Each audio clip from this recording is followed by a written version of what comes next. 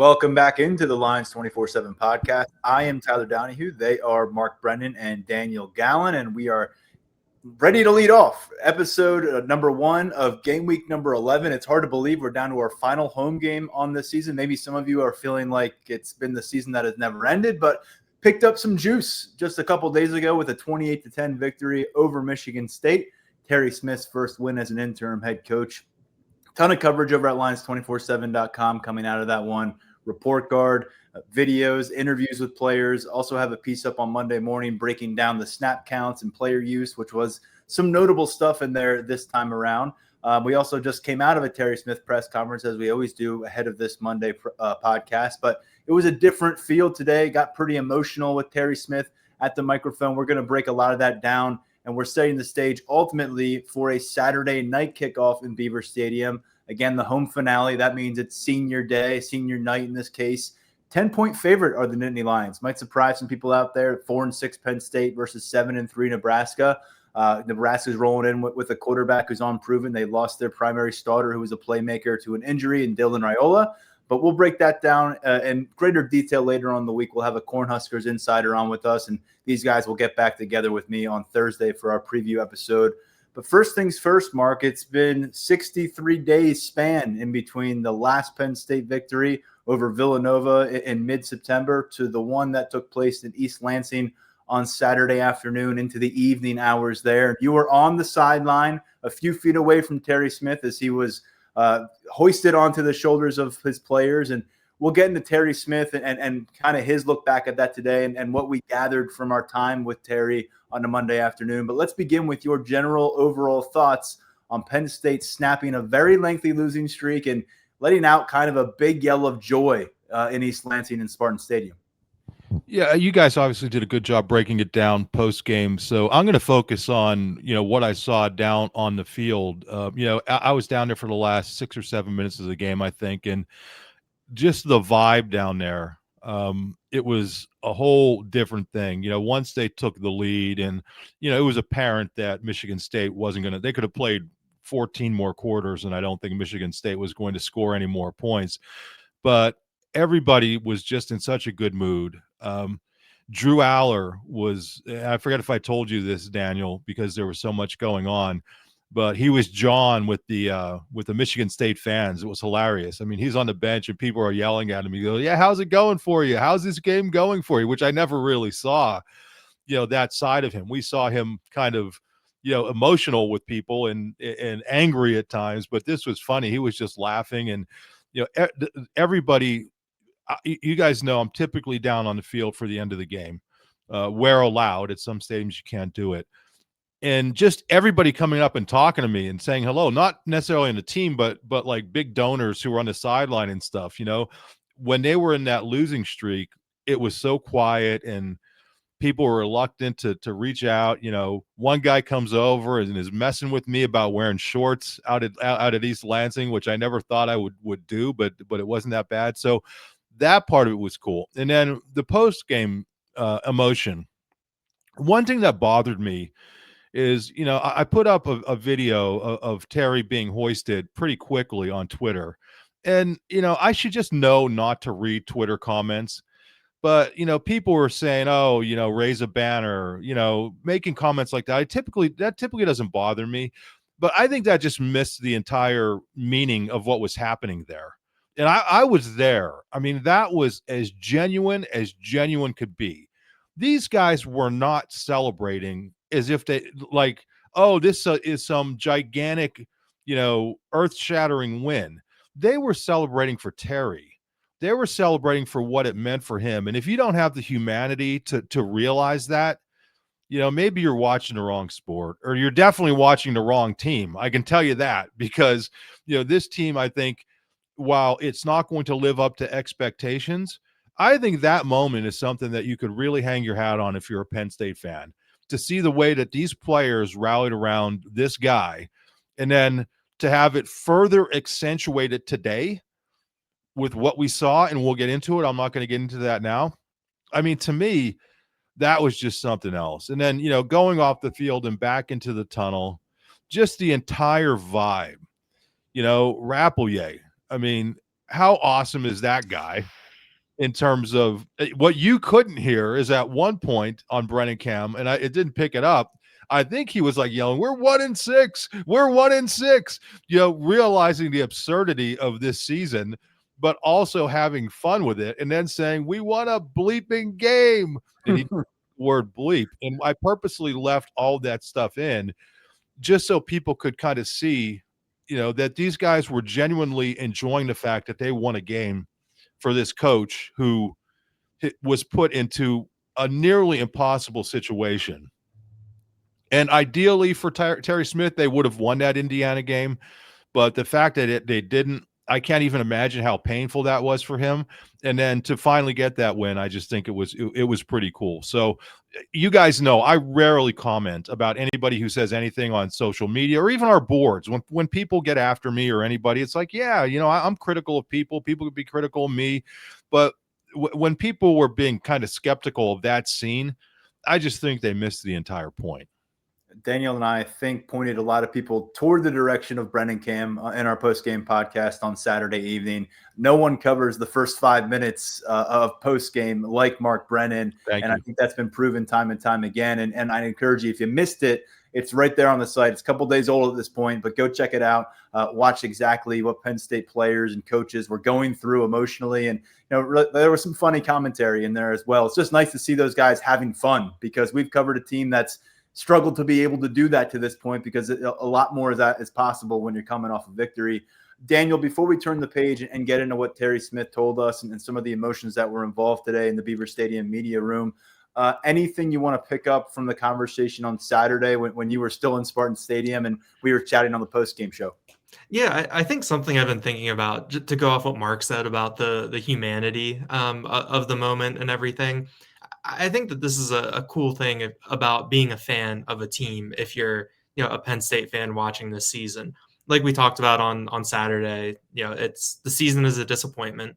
It did not reach expectations. We've talked about the moral victories thing, the past couple of weeks.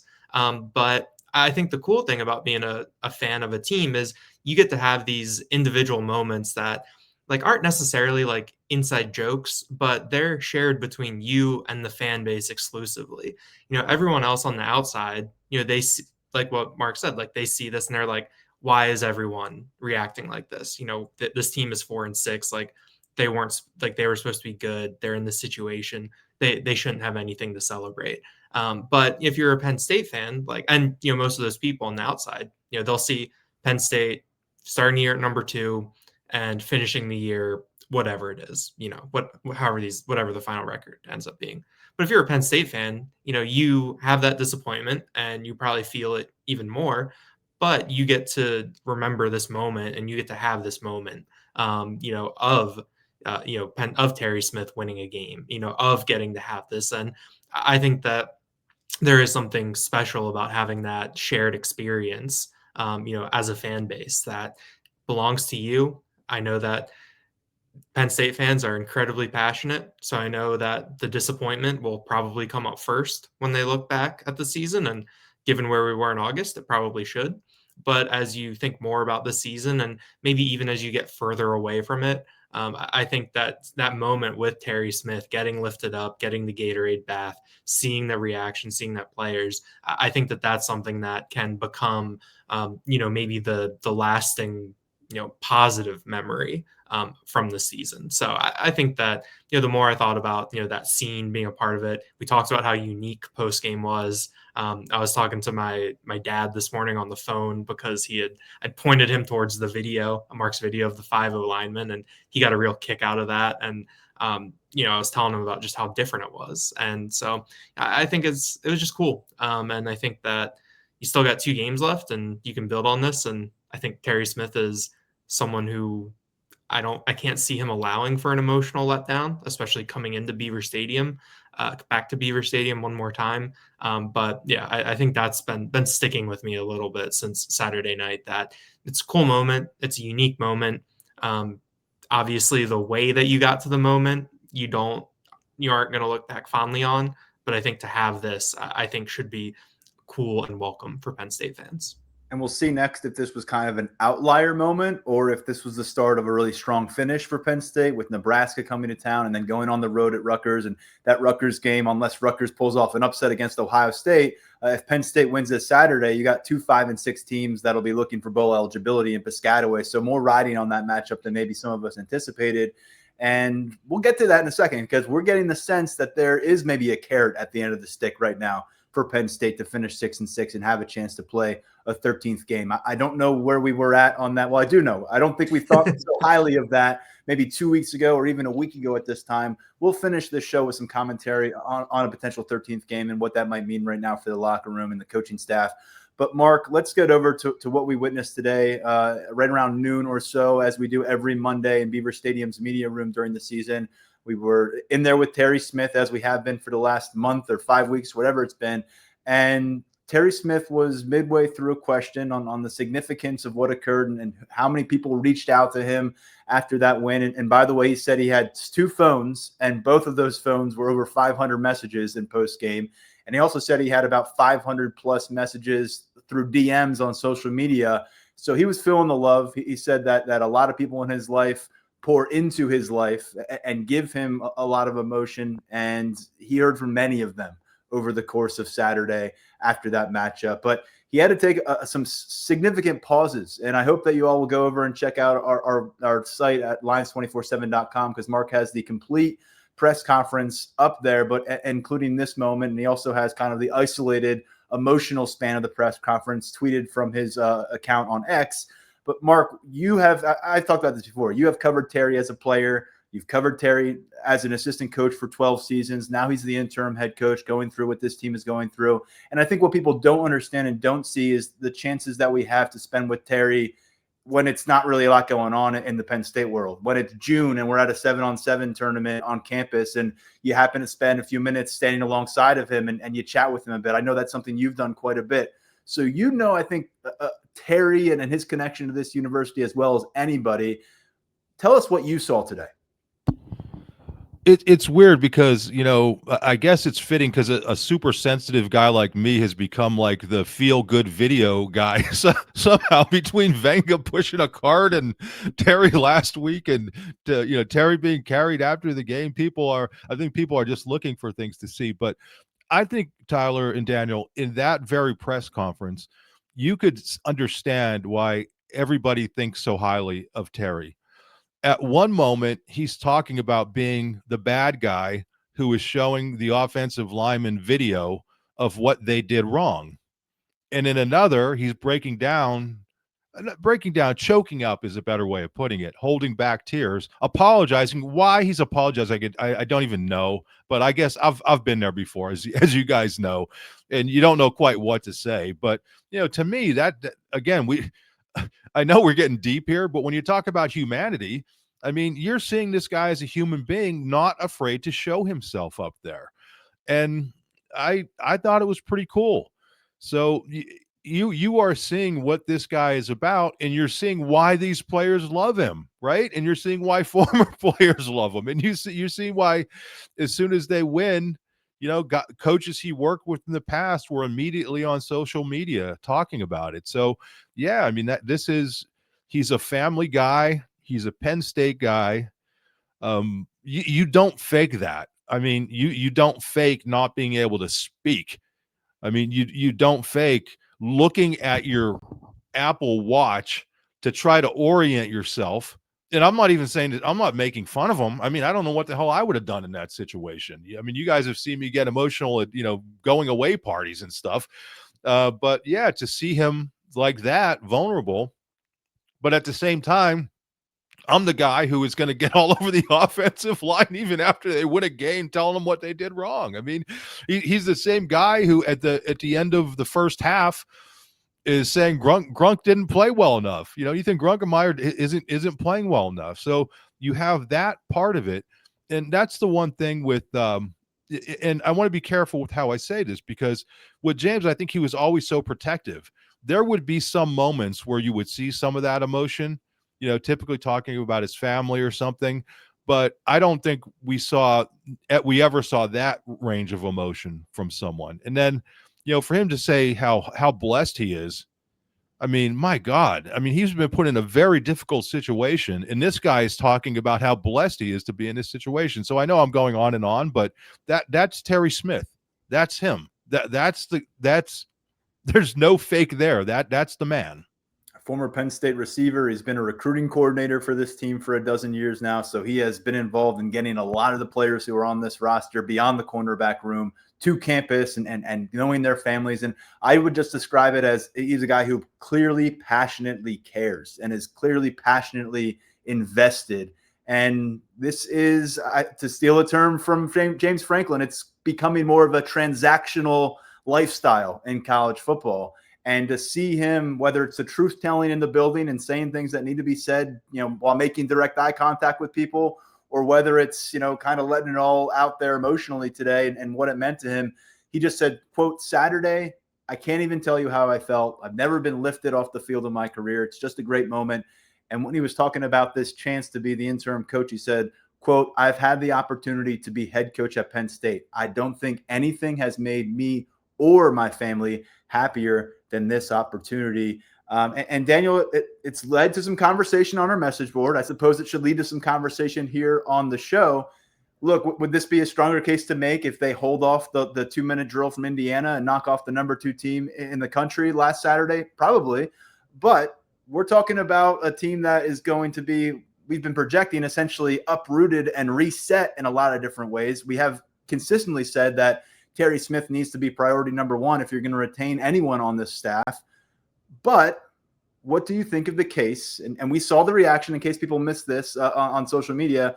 He was given a game ball by team captain Nick Dawkins in the locker room, swarmed by the team. He had Pat Kraft's arm around him during the whole process.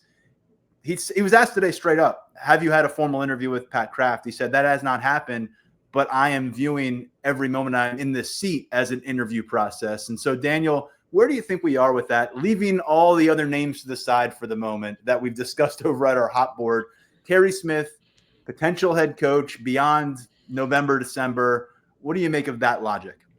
Yeah, I mean, I did think it was interesting when he said that he hasn't had like a formal interview for it. I know that he has a lot of stuff on his plate, and has it's been a busy couple of weeks, and with bye week, those sorts of things. So that did make me raise my eyebrow a little bit, especially with some of the reporting you've been doing, Tyler, of how far along things might be in different areas. But yeah, I mean, I think that this is where Pat Kraft gets paid a lot of money to make decisions like these, and when you make decisions like these, they can't be emotional ones. You can't you have to be I think a little bit detached when you make decisions like this and all those sorts of things. But I do think you look at the support that Terry Smith has, his players rallying around him. It is easy to see him, as someone that, okay, this is a leader of men. This is someone who you would want to have as the face of your program. This is someone who understands how things are done, and could, I think, put this program in a very good position moving forward. I do think that if you rewind to October 12th and Penn State fires James Franklin, and you tell people, all right, the interim's going to get the job, then I don't think that would move the needle with a lot of people. I also think too, who knows how these next 2 games will go, but even if Penn State does win out and makes it to a bowl game, a 3-3 finish, I think that's also a bit of a hard sell, especially when you talk about what guys are doing at other schools and the results that we see from them, and treating, a loss here or a loss there as something that might be disqualifying when looking at someone who Penn State might bring in. So I think it's interesting. I do think that, Terry Smith is someone who has that managerial experience from earlier in his football life, even though it is as a high school coach, even though it is as a high school athletic director, and he said that it's like everything times 1,000. I forget what his exact quote was last month. But yeah, I mean, I think that he is someone that I think from the beginning should be a candidate, and in the mix, given what he can be. But it's interesting. I mean, Pat Kraft also, he's not going to be making this decision on, was that the night of November 15th, there's still a little ways to go, a lot more people to talk to, and we'll see. But yeah, I mean, I agree. I'll reiterate Terry Smith should be the first call for the new coach. And I also think that he should be in a hands-on role. If he still wants to be an on-field coach with those cornerbacks, yeah, like he should be. I think something else to note here with Terry Smith, by the way, going back to Pat Kraft's press conference that occurred about 24 hours after James Franklin was shown the exit door, I closed it out by asking, is Terry Smith going to be considered for the full-time job? And Pat Kraft said, absolutely. He added, hey, I'm going to do everything I can to help this team run the table and shock the world. It hasn't happened that way. They were up on Iowa. That's the team that's ranked in college football playoff rankings. They were up on them with a few minutes to go. They were up on Indiana, the number 2 team in those rankings, with less than a minute to go, but those resulted in losses. And we know what happened at Ohio State in between those 2 games. But Mark, I guess I'll pose it to you. Look, at our coaching search thread, which, by the way, hopefully you're involved in it. It's been tremendously busy throughout the last 5 weeks. And big landmark last night, page 2000. Page 2000. And yeah, it's been wild. I think we're at 50,000 total comments, and some of them are pictures of people's dogs, and that's okay. And some of them are really insightful posts about where this coaching search might be headed. I had a few updates up there on Sunday during the brunch hours. I was working the phone, talking to some people in Tuscaloosa, Columbia, Missouri, Atlanta, Georgia, about the likes of Kalen DeBoer and Eli Drinkwitz and Brent Key. And we talked about Jeff Brom, and Brian Hartline's name's been involved there at different points too. Mike Elko was a big fish for a while that we thought could be tangible. He now has a contract extension with Texas A&M. Mark, we don't know how that's all going to play out. In some cases, it feels like you're actually rooting for coaches to lose to be available to you. In Kalen DeBoer's case, it probably only becomes realistic if they lose to Auburn in a couple Saturdays from now. They have 3 losses, and maybe there needs to be kind of an off-ramp for him from Alabama. But as things stand now, again, you have your finger on the pulse of program leadership as well as anyone. You covered much of the Paterno era. You covered both years of Bill O'Brien. You covered all of James Franklin's career. Now this segment of Terry Smith running the show as an interim. What do you think about his candidacy and what Pat Kraft could consider? Because I'm also reminded of something he told us a few different times. And part of the reason he said he fired James Franklin, he said he was trying to check the pulse of where the locker room was, the trajectory of his players. That was his main priority. He said, I'm not worried about 27 recruits and their relationships with James Franklin. I'm worried about this current team, these guys feeling like they can win, feeling good about themselves. All that being a factor, do you have anything to lend to the conversation here? Page 2000 sounds like a band name. Like if we ever decided to have a band here at Lines 247, that would be the name. I think with Terry, what you have is, I want to phrase it the right way. I think you have the ability to take some big swings here if you want to, or potentially wait. And if it doesn't work out, I would be completely fine with him being the guy. And I also think you have a guy who can be a great bridge to the next guy. So if it is somebody who is in a college football playoff, or it is somebody who you can't get quickly because they have commitments in the NFL or whatever, I think you're perfectly capable. He's perfectly capable of being the guy who is the guy until the next guy shows up. So, but if he ended up being the coach, I would have no problem with that whatsoever. I do think we have to be realistic and think if you could get somebody who has a proven track record, that's what you want to do. But if that's not going to work out, I don't think you just settle for anybody when you have a perfectly good coach right here. And I will also tell you this, you guys know I'm friends with a lot of former players. You know, these guys are, to a man, everybody that I talk to, the older school guys that I knew, from way back in the day, every one of those guys will go to bat for this dude. I mean, every single one of them. And I could tell you every single one of those guys would not go to bat for James Franklin. And that's not a knock on Franklin. It's just that Terry is one of theirs, and they know what he's all about. So I don't think it would be an issue if he became the head coach, but I also aren't naive enough to think that they aren't looking for somebody with a proven track record. But I think he gives Pat Kraft an element of flexibility. And I think what we've seen him do, the way he's conducted himself, obviously you're right. If they win that Indiana game, maybe it's a different narrative completely at this time. But he put them in position to win it. So, I think he's proven what he's capable of doing at this point. Let's see how it goes in the next couple of weeks. But I don't think it would be a bad thing if he ended up being the guy. Well, we will pick that up down the road here. We'll see where things stand. Ultimately, we all agree that if Penn State is maximizing their staff in 2026, he's on the staff, whether he's at the top of the pyramid or the right-hand man to the next head coach. A really important thing. And I know some people on our board has been kind of shaking in their boots about the prospect of bringing in a Brent Key from Georgia Tech or an Eli Drinkwitz from Missouri, guys who don't have roots in this region. Maybe they've recruited and dabbled a little bit in New Jersey or Pennsylvania here and there. Terry Smith has every number you need in his book, in the state of Pennsylvania, in the footprint of Penn State as a recruiter. That's also something I think that should not be overlooked in whatever role he has up next year at Penn State. Guys, let's dive into some commentary and takeaways on the team because, look, they're trying to finish strong here, and they've shown forward strides the last couple of weeks. We wondered if this was going to be a rudderless trip to the finish of the season. It has not been, and we have seen some steps. And Terry Smith talked about the ground game and what we saw in the second half against Michigan State, where they only passed the ball twice. And you had Kaytron Allen get 131 yards on the ground after halftime against Michigan State. He said that's going to be the identity of this offense. He didn't really speak around it. He said, this is what we want to do. We want to lean on our offensive line. We want to lean on these running backs. And I'll note he continues to talk about Nick Singleton and Kaytron Allen. He's not talking about just Kaytron being this guy. He believes in Nick Singleton. I know some have wavered in that belief of late. He says he wants to see both of them get 100 rushing yards this Saturday against Nebraska. It's interesting to hear. James Franklin would never put that out there in a public sector. Daniel, this is something that we have been banging the drum for a long time in terms of letting Kaytron Allen lead you like the best player on offense.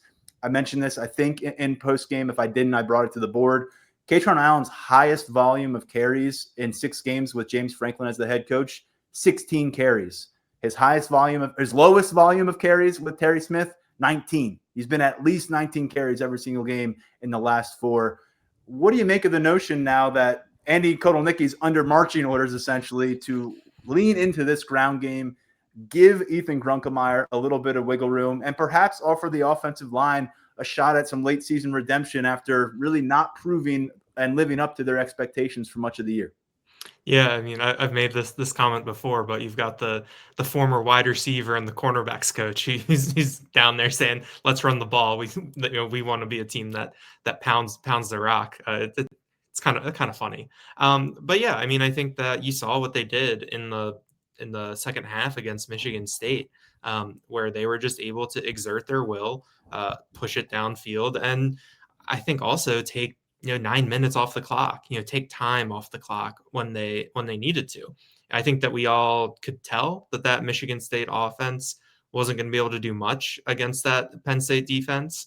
But the offense made sure that they weren't going to have those extra chances to do it. Another chance to, break a 57-yard run if someone, takes a wrong step or a bad angle.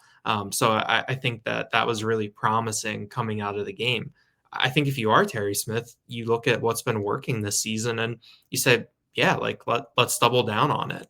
I know that Ethan Grunkemeyer had his best game against Indiana, a little bit more than a week ago, but you've still got a redshirt freshman quarterback who's inexperienced with weapons around him that I would maybe call, average or maybe slightly above average, depending on the day. I mean, Terry has said Singleton and Allen are their best offensive players, which I think we followed with which the eye test has borne out too. So I think if you are Terry Smith and you're looking at what do I have on this offense, you've got the however many game sample size that you want to go off if you're him. And then you've got this Michigan State game where you really leaned into something and it worked. Yeah, this should be your identity moving forward because it's working. And, I think the split between Kaytron Allen and Nick Singleton, to me, we are just a game removed from Nick Singleton having a really good game, from breaking one of those big ones. So even though his numbers were down a little bit, not really worried about that. But I also think that it's good in-game coaching that Penn State leaned into Kaytron Allen, against Michigan State, where it wasn't, much of a split, where it felt like, a guy's getting a certain drive or they're switching off. It felt like there was an element of flexibility and adjustment, which I think it has been nice to see. So, yeah, I mean, I haven't looked up what Nebraska's, ground game stats are for their defense, but I'm sure Matt Rule is going to be talking to that front this week to get them ready. I'll say this: although Kaytron was the guy, he had 25 carries along the way, 15 of them in the second half. Nick Singleton had his biggest workload of any Big Ten game all season long. 15 carries for him. He got 56 yards out of them. His biggest was a 14-yard run in the third quarter. I think he added an 8-yard run in the fourth quarter. Was able to get something going a little bit later in the game, but still under 4 yards per carry for the 7th time through 10 games. And I'll just go back to what that split was. Right now, in the last 4 games with Terry Smith as head coach, Kaytron's getting about 59% of the snap share between those two, Singleton and Allen. And in the first 6 games of the season, leading up to James Franklin firing, it was a big talking point for a lot of us. Singleton was ahead 51% to Kaytron Allen's 49%. And through those 6 games, you had Kaytron Allen averaging about 6.2 yards per carry, Nick Singleton averaging about 3.8 yards per carry. That has been impacted. I think you've seen the impact on the offense, and I talked about it before. Kaytron Allen, first 6 games, averaged 12 carries, 65 yards a game. The last 4 games with Terry Smith leading the way, 23 carries, 113-yard average for Kaytron Allen. Mark, I mean, you got a good look at it. I don't know if you were on the field by the time he rumbled for that touchdown, 26-yarder, right after he ran for 42 yards, but he is now within striking distance of the all-time record at Penn State. He's behind only 2 guys. Saquon Barkley is number 2 with 3,843 yards. Evan Royster at 3,932 yards leads them all. But you now got Kaytron Allen, 3,794 yards. So he's within 200 yards of becoming Penn State's all-time rushing leader. Quite an accomplishment when you consider he shared the role with Nick Singleton all this time. And let's remind folks, Saquon Barkley did it in 3 years. What a special talent he was. But Mark, Terry Smith didn't shy away. It's something that they're motivated to get done. It's also just naturally a part of their game plan to make sure Kaytron's getting the ball. And so I like his chances to have a shot at doing this by the end of the regular season. He's had a fantastic year. What do you think about Terry Smith, whether it's him nudging Andy Kotelnicki toward this or when Franklin gets fired, maybe the directive is just differently for what Andy Kotelnicki's doing, because we were told he's the guy who determines which running backs are out there on any given play or series. But they have gone all in on Kaytron, and they have treated him for the past month like their best playmaker, which he has been since game 1. I don't have the stats right here in front of me. Well, I do, but I don't have my reading glasses on, so it'd be hard for me to see. But I think if you looked at that game, if you looked at the Michigan State game, didn't Kaytron have over 100 yards rushing in the fourth quarter? And yeah, so what is that telling you? That you commit to something, and this isn't necessarily the guy who's going to break a 90-yard run the way Saquon would on the first play of the game, but he's going to batter teams into submission.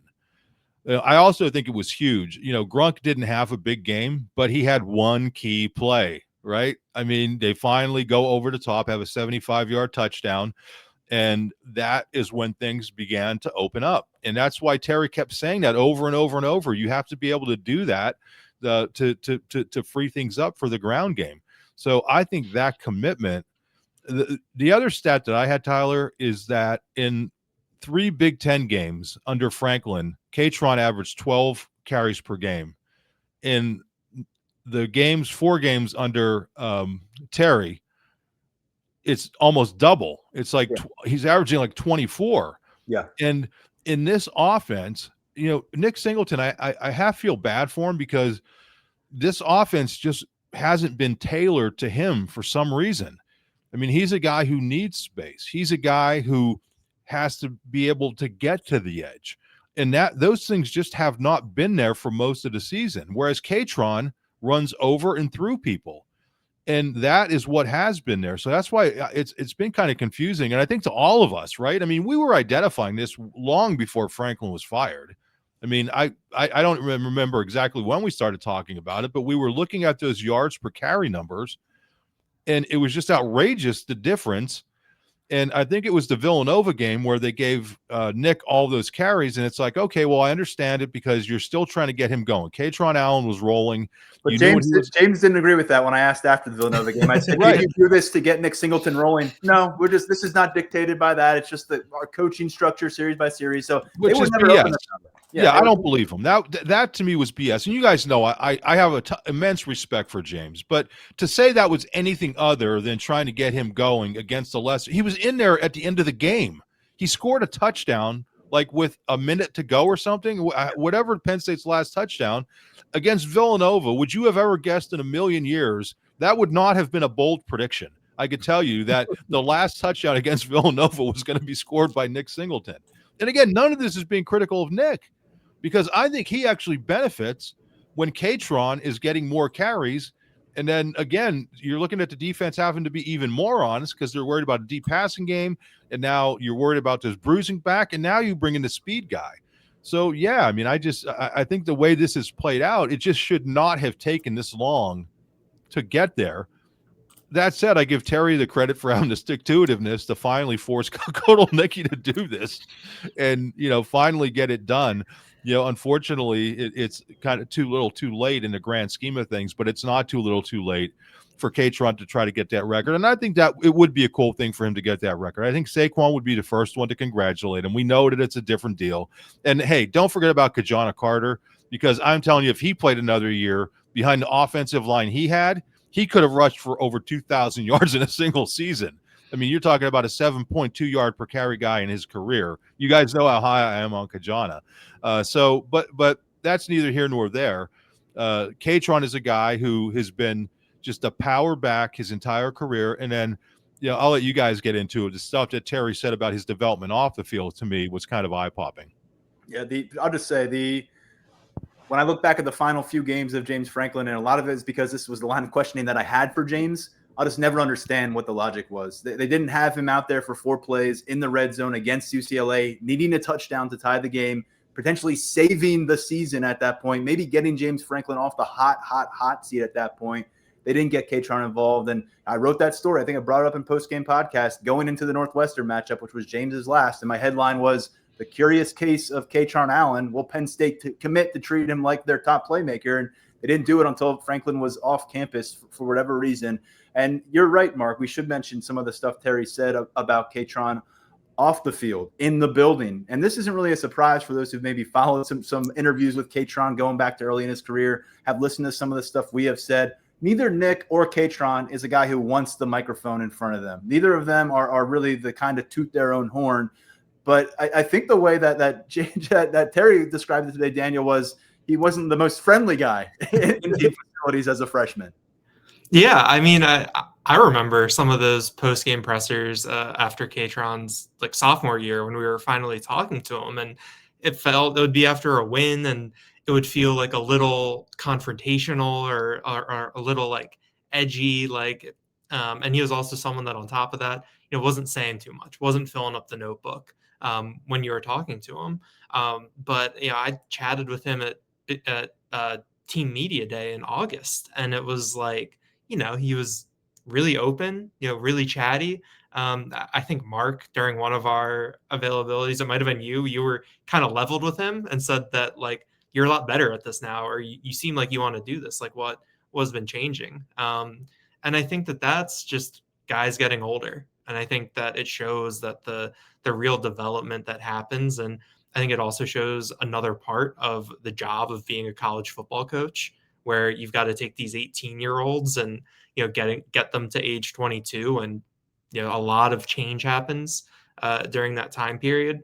And that's something else too. When Terry was talking about that, it jogged something a little bit in my head when you think about Singleton and Allen and the carry split between them, where through their first 2 years, it was pretty dead even. I think they were only separated by maybe 10 or 11 carries.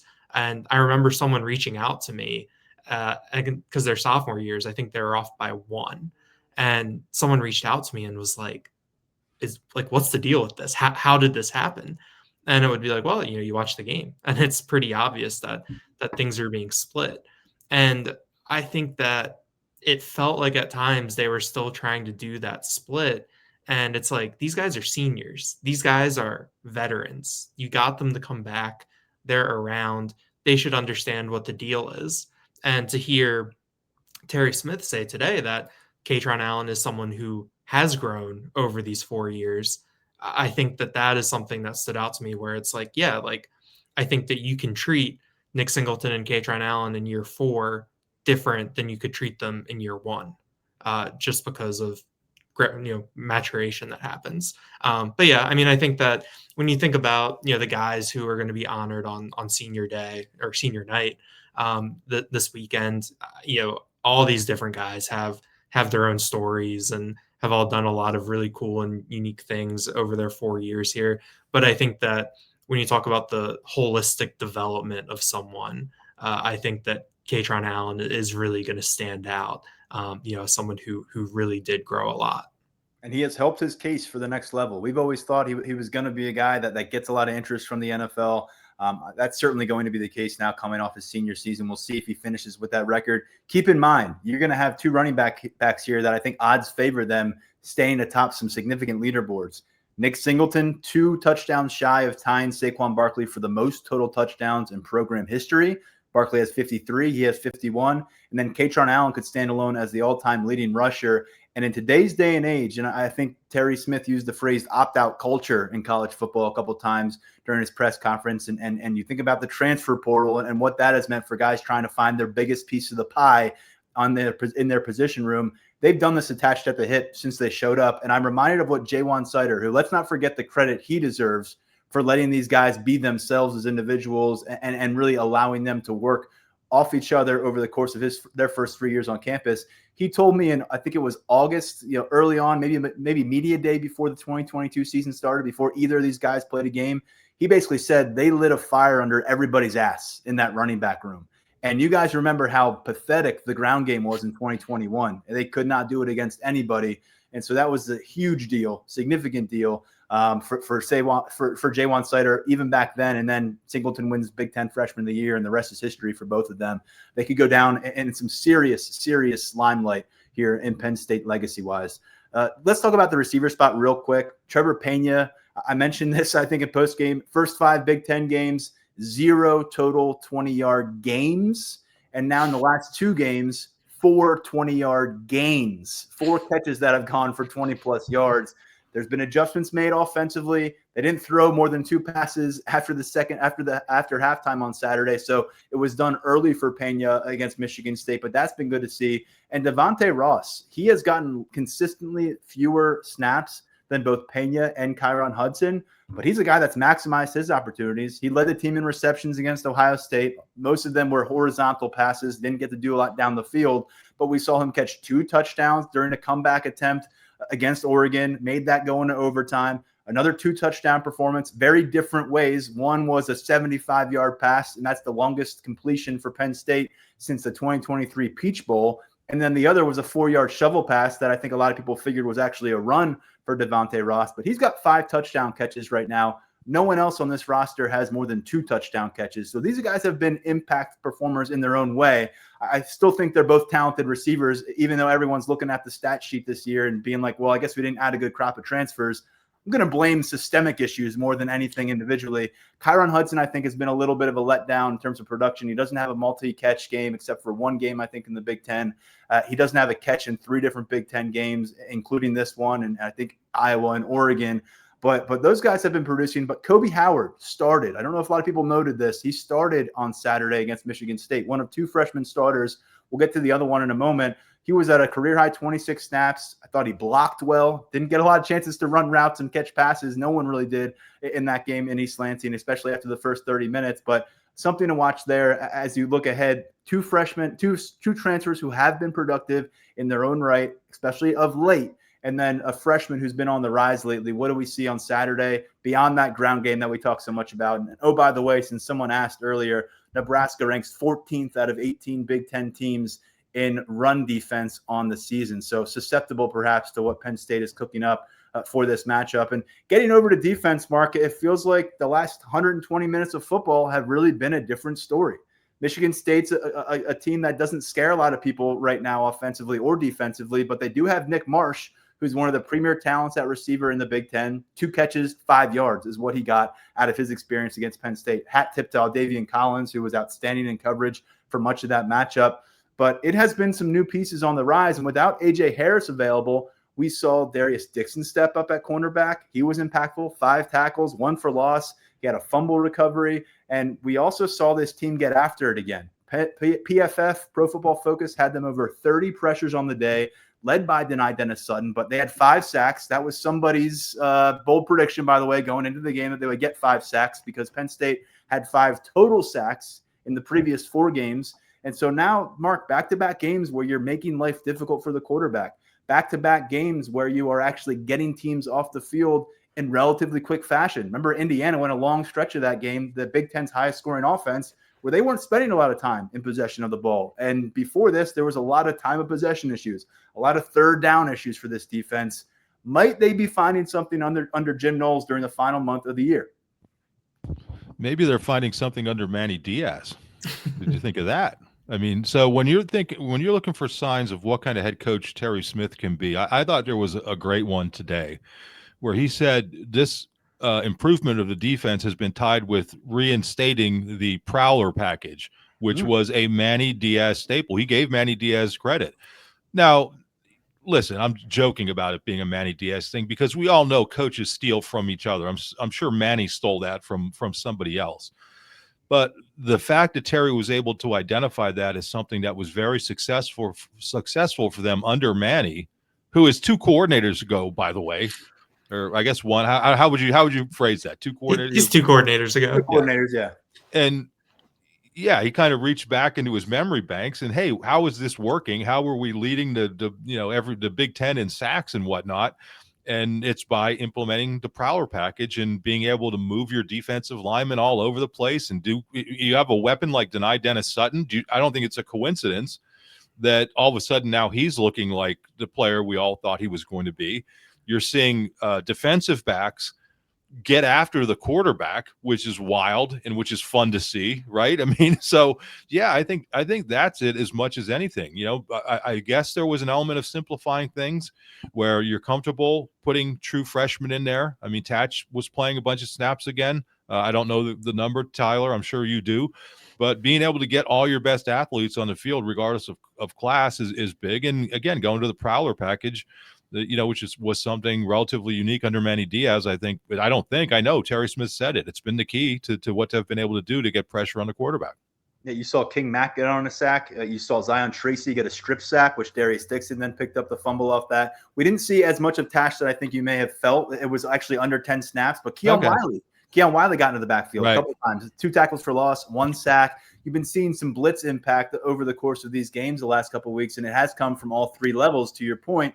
And the guy that has been the beneficiary of whatever switch has been flicked, and we'll see if it carries over for the next couple of games, is Dennis Sutton. First 5 Big Ten matchups, 1 total tackle for loss. This is a guy who looked in non-conference play. I almost called it preseason play because that's what it felt like. In non-conference play, he looked like he was on his way to maybe being a first 10 all Big Ten type of guy, which I think is where our expectations were in August before things kicked off. He's looked like that guy the last couple of weeks. Impactful player against Indiana, 1 sack, but a lot of other pressures from him along the way. 2 sacks against Michigan State. He had on a 4th down play to get Michigan State off the field, pressured the quarterback, hit him during a throw. And then, of course, not to mention his blocked punt. He was the defensive player of the week and the special teams player of the week, according to Terry Smith in their internal MVP voting. And Daniel, I know you passed this along to our board, but Kaytron Allen gets a Big Ten honor this week, and Dennis Sutton gets a Big Ten honor. Yeah, Kaytron Allen was a co-offensive player of the week for the Big Ten. He shared that with Fernando Mendoza, who had like 300 yards and 4 touchdowns against Wisconsin. And then Dennis Sutton was the solo defensive player of the week for the Big Ten. They're the first 2 Penn State players to get weekly honors from the Big Ten this year. Obviously, if you're not winning games, you're probably not having good individual performances.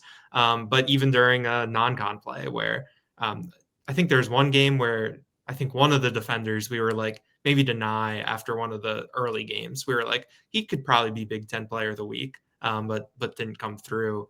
But I think when you look at what Dennis Sutton has done, is that you've seen someone who I think has really shown what his ceiling is and showed it probably for the most consistent stretch of his career. Like these past 2 games, like I know that defensive end is one of those positions where it can be, teams can do things to, erase you, and you can get a lot of attention, and sometimes the work that you're doing shows up in other people's stat lines just because of the nature of it.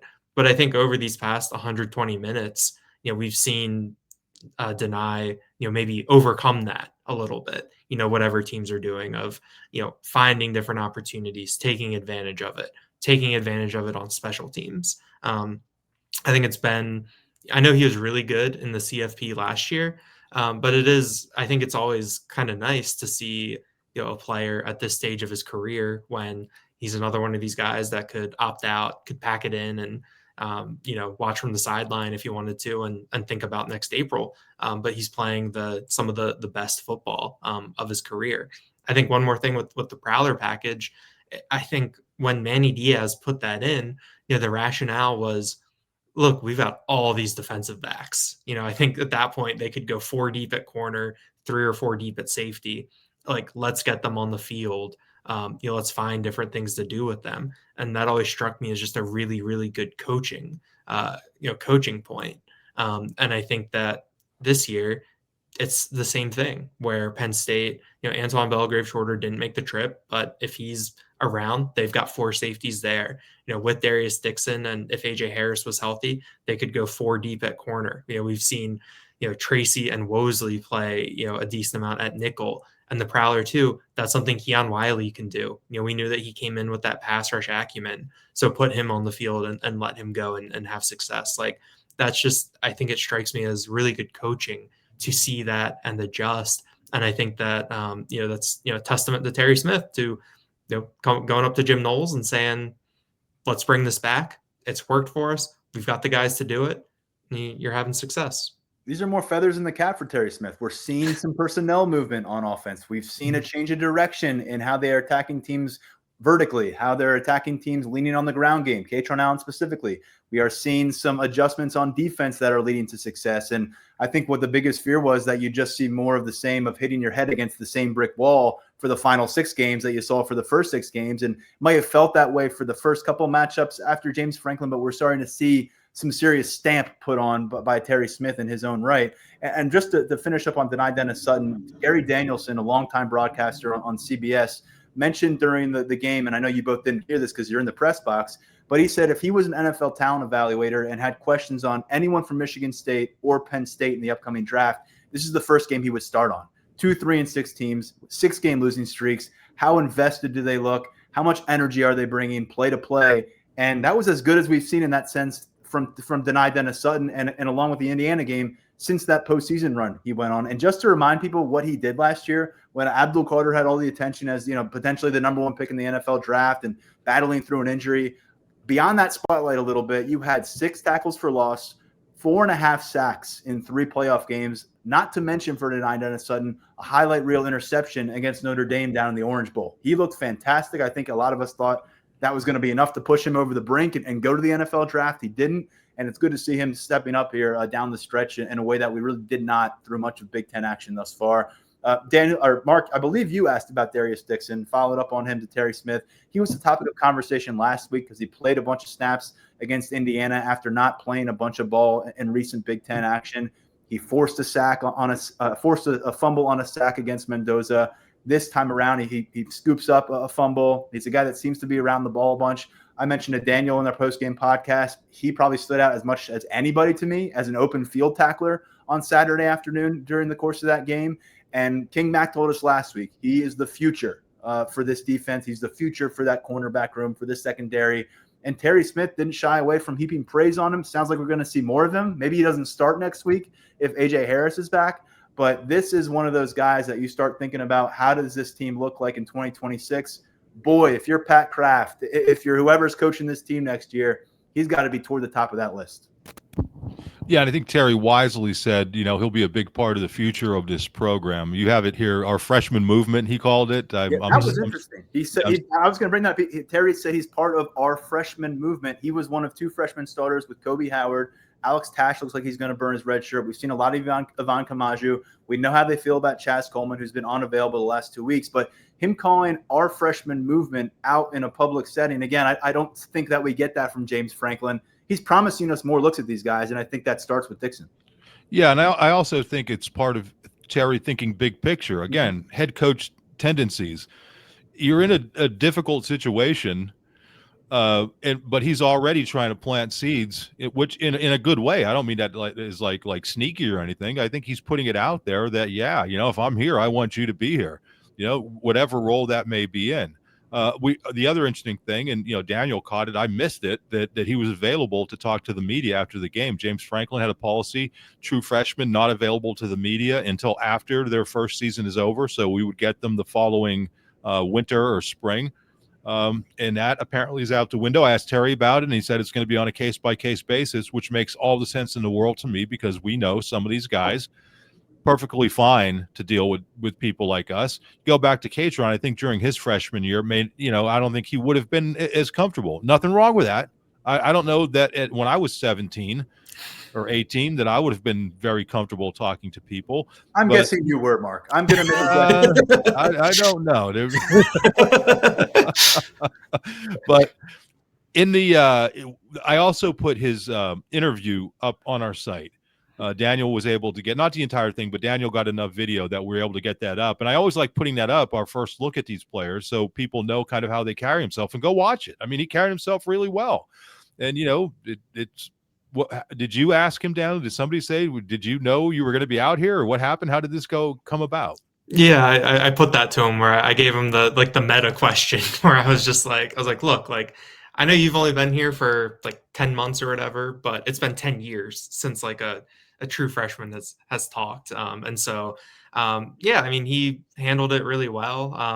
I didn't, it's a hard question to ask, because it's if I say well, why are you here? It's not really something you can answer. But, he talked about, I think, just the, how he's developed this year, his comfort within the program, all of that. I also think, I was thinking about it a little bit later, Terry Smith is his position coach. He is Terry Smith's guy. We heard so much about his relationship with Smith through the recruiting process. So I think if you're Terry Smith and you're going to put a true freshman out there, put one of your guys that and that you have that utmost comfort with. I mean, Terry was pretty proud of the fact that Dixon played the most snaps of any cornerback in that game. I think he brought that up during his presser. So yeah, just unique, and I think is also another aside in terms of the coaching situation. I know that there might have been some people that when they thought of Terry Smith, they thought it might just be an extension of the James Franklin era. As we've talked about in so many different areas, he has put his stamp on the program and is really doing things his way. Yeah, it's great to see. And I double check with Mark, because if anyone knows it's Mark, not any point during the James Franklin era, which 12 years going back, was there a true freshman available. You've got to go back to Christian Hackenberg's class in 2013, the last time that you saw someone in this situation being asked questions by the media after a regular season game. So we appreciate it, certainly on our end. Hopefully we'll see more of it in the days to come. And if we do, we'll relay that all to you at Lions 24/7. We will put some focus on the seniors as well during our last episode of the week, previewing the matchup, because it's going to be them getting honored. The 2022 class, it hasn't ended for many of them the way that they had hoped here in 2025, but they have accomplished a lot together. Terry Smith said they've kind of transformed expectations here a bit for Penn State. So we'll run through that list. There's also some 2021 guys and even 2020 guys who are still on campus that we got to give some shout outs to with our next episode. But let's finish here. Bowl eligibility a couple weeks ago did not seem necessarily appealing. I don't know if that's because we weren't that interested in covering a 13th Penn State game based on what we had seen, or if that's because the read we were getting off of players and kind of where they were at through this really rough time. But now that they've had a really close matchup against one of the best teams in the country, feeling better about themselves after that, winning by 18 on the road, you've got 7-3 Nebraska coming to town, but as a 10-point underdog, and then you go on the road to play a Rutgers team that you have had your way with throughout the series here in the Big Ten.